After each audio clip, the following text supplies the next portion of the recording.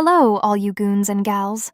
I must confess, I have an absolute fascination with the dark fantasy subgenre, particularly when it is graced by the presence of formidable, aesthetically pleasing female protagonists. However, we are all acutely aware of the industry's most transparent trap. Far too often, an alluring character model is deployed solely to mask a remarkably shallow mechanical experience. That is exactly why I am dissecting these titles.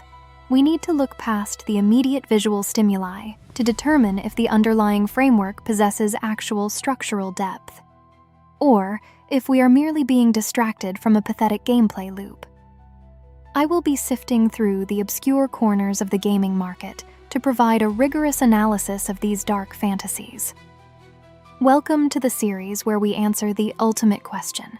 Are these games merely goon, pure visual manipulation with no substance? Or do they possess the gore, that satisfying, complex depth that justifies our time? If you wish to follow along on this little analytical journey, do ensure you like and subscribe. It is the most efficient way to help this content reach other discerning viewers. Today's subject of evaluation is SealChain, Call of Blood. It is currently available on Steam and holds a mixed review aggregate, a metric I typically ignore as mass appeal rarely correlates with actual design quality. This is the debut title from a live game studio. And, to their credit, the mechanical premise is rather ambitious. It operates within the roguelike framework, but introduces a unique variable, an inventory system where items can be linked to trigger chain reactions. Furthermore, arranging these items into specific spatial formations creates seals, granting specialized passive effects. It is an intriguing deviation from the standard, monotonous, survivor-like mechanics. I should also note the application includes native controller support, which is functionally mandatory for optimal maneuverability in this specific genre.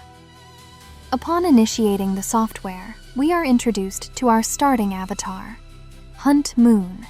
She is an archer adorned with feline ears, which establishes the thematic trajectory of the game immediately. There are 3 other characters currently locked, though a cursory glance reveals they boast their own unique statistical distributions and rather distinctive aesthetics, including a highly impractical bunny outfit. Once your avatar is selected, the game forces an interaction with an NPC named Lusty, a succubus. She explicitly states that the systems are far too complicated to explain, and that she is too weak to assist you. A rather pathetic display, frankly. I attempted to bypass this interaction and launch directly into a combat run, as these gameplay loops are universally intuitive. The developers, however, had other, more tedious plans. The system hard-locked my progression until the tutorial phase was fully resolved. This required engaging with another NPC, who demanded to be addressed as Mistress of Allure, Peerless Traveler, Undying Treasure-Bearer, Glorious Preta. She utilized this mandatory interaction to disparage her sister's weakness and introduce the meta-progression skill tree. How efficient. Following her inflated introduction, we are passed along to Crow. One might expect a grounded entity here, but naturally, it is a remarkably well-endowed plague doctor accompanied by an actual avian crow. She serves as the merchant and initiates an optional 25-step instructional sequence regarding commerce and item chaining. I find empirical learning far superior to reading bloated text prompts, so I bypassed her entire lecture to figure it out dynamically. Before proceeding to the actual combat phase, I audited the system settings. For pure optimization, I enabled the auto-target and auto-shoot toggles to reduce unnecessary mechanical strain. I tested the physics engine briefly by dismantling some breakable environmental assets in the hub. And then, finally, initiated our first actual quest. The deployment sequence begins with what I assume is a difficulty parameter selection, followed immediately by a routing interface. You are tasked with selecting your trajectory across a branching node map, with each node dictating your prospective reward type. My initial incursion mandate was simple. Eliminate 30 hostile entities within 30 seconds. While I had enabled the automated targeting protocols, the system graciously permits manual override, should you feel the sudden, unnecessary urge to actually aim. Upon fulfilling the quota, a literal crucifix plummets from the heavens, offering an immediate area of effect purge. However, I discovered through subsequent empirical observation that immediate interaction with this divine intervention is fundamentally inefficient. Delaying the purge allows you to continue culling the horde, escalating your performance rating to a maximum of 3 stars, thereby maximizing your logistical yield. Naturally, because I triggered the purge prematurely on my first attempt, I arrived at Crow's mercantile node entirely destitute. Had I succumbed to greed and farmed the endless wave, I might have actually afforded an upgrade. The core gameplay loop rapidly establishes itself. Plot a course, survive the spatial constraints of the objective without sustaining structural damage, harvest the resulting capital, and engage in commerce with the Plague Doctor to upgrade combat parameters. Here, the item resonance mechanics surface. You must physically chain items of corresponding resonance within your spatial grid. I must admit, recalling that I completely bypassed the 25-step tutorial. This inventory management matrix becomes exponentially complex. A distinct lack of an automated sorting algorithm is a profound oversight by the developers. My brain prefers not to expend unnecessary caloric energy on manual organization, though I concede this system offers an absurd amount of depth for optimal build crafting. As the run progressed, enemy density scaled aggressively, culminating in a localized boss encounter. I, rather predictably, failed this initial confrontation. The swarm density was overwhelming, and I had neglected to factor the evasion dash mechanic into my spatial positioning calculations until the encounter was largely unsalvageable. Following a statistical breakdown of my failure, the system deposited me back into the primary hub. It was time to engage with the glorious Prita for our permanent meta-progression adjustments. I allocated my newly acquired resources to unlock the shotgun, a highly pragmatic tool for area denial, and I applied a minor calibration upgrade. Prita then subjected me to an unsolicited lecture regarding combo optimization, bestowed a minor boon, and promptly dispatched me into the next iteration. My second incursion yielded a fascinating statistical anomaly.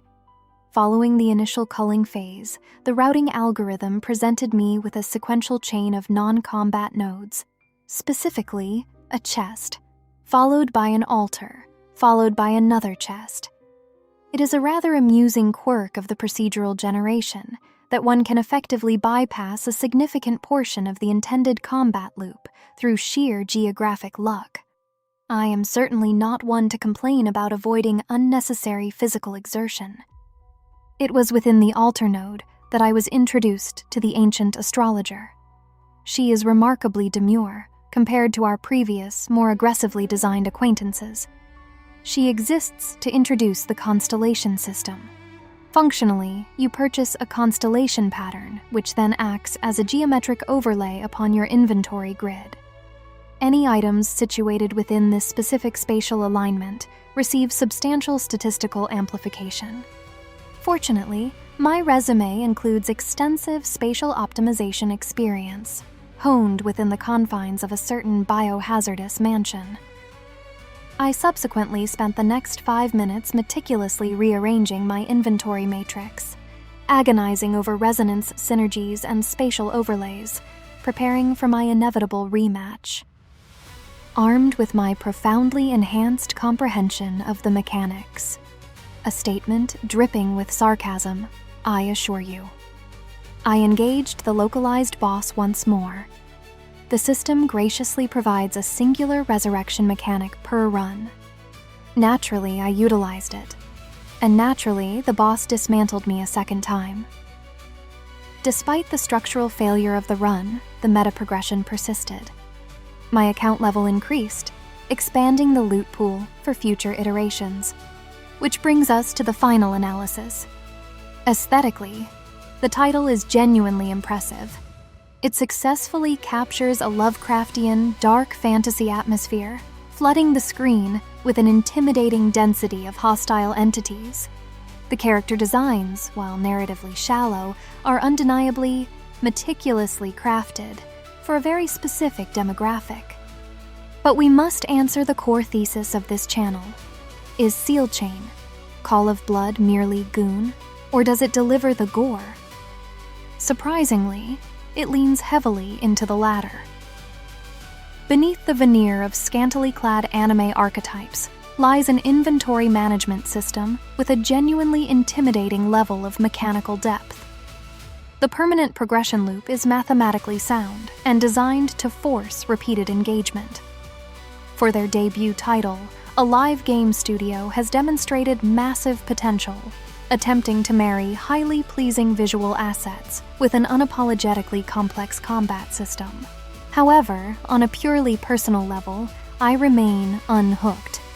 The onboarding process is an absolute barrage of localized terminology, and the learning curve is less of a curve and more of a sheer vertical cliff face. It is a flawed gem, but a gem nonetheless. If you possess the patience to decipher its mechanics, you may find it deeply rewarding. For me, however, my time is perhaps better spent elsewhere. Thank you for joining me on this analysis, my discerning viewers. Remember to like, subscribe, and prepare yourselves for our next descent into the dark fantasy abyss.